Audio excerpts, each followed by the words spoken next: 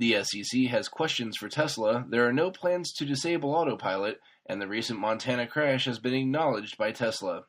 Here are your Tesla tidbits for July 12, 2016.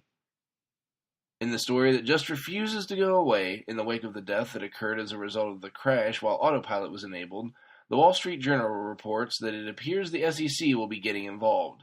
Since the accident occurred before the release of the new stock offering, the event could have been considered a material event. The SEC considers a material event one that a reasonable investor would consider important. The inquiry is in a very early stage and may not lead to any enforcement action, according to a person familiar with the matter. Tesla's stance has been that the quarterly filing contained boilerplate language that was stating the obvious and had no bearing on the crash. Securities experts say there is no clearly defined standard for whether the crash was material enough to require disclosure, and Adam Pritchard, a law professor at the University of Michigan and a former SEC attorney, said he would be, quote, very skeptical, end quote, that a court would find against Tesla. Quote, the behavior of the stock price, the fact that it bounced back very promptly, most courts would say this was fairly persuasive evidence that it was not material, end quote. Electrek reports that Tesla has no plan to disable Autopilot despite a Wall Street Journal article that claimed as much. But after giving a short interview with the publication, he told them that it's not happening. Instead, Tesla is creating another blog post to highlight, quote, how Autopilot works as a safety system and what drivers are expected to do after they activate it, end quote.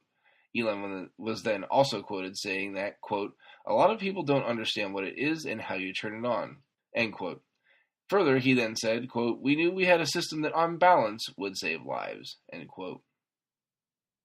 Lastly, continuing at Electrek, recently there was a Model X crash in Montana where the driver claims that Autopilot caused the crash.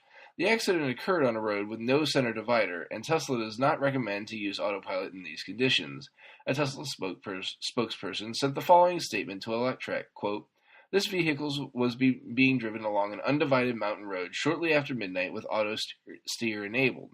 The data suggests that the driver's hands were not on the steering wheel, as no force was detected on the steering wheel for over 2 minutes after auto steer was engaged.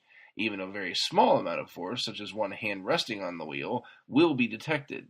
This is contrary to the terms of use that are agreed to in enabling the feature, and the notification presented in the instrument cluster each time it is activated. As road conditions became increasingly uncertain, the vehicle again alerted the driver to put his hands on the wheel. He did not do so, and shortly thereafter the vehicle collided with a post on the edge of the roadway. Auto steer, which is enabled via the driver assistance tab under settings, is best suited for either highways with a center divider or any road while in slow-moving traffic. We specifically advise against its use at high speeds on undivided roads. That said, provided the driver remains alert, it will still be safer than a person driving unaided, as people are sometimes distracted or may become unable to operate the vehicle due to falling asleep, fainting, or experiencing a medical emergency. After either high lateral acceleration from a sharp corner is detected, or there is no force on the steering wheel, the vehicle gradually reduces speed, stops, and turns on the emergency lights, end quote.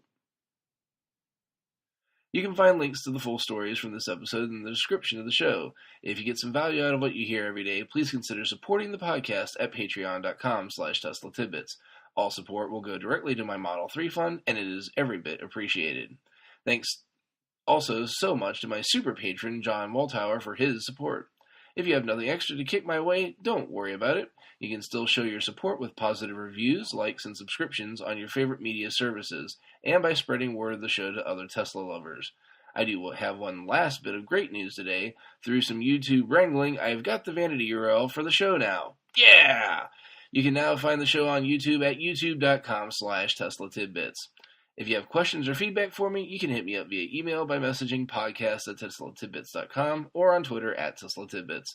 That's it for today. Hope to see you back here tomorrow. Until then, keep charged and hit the road.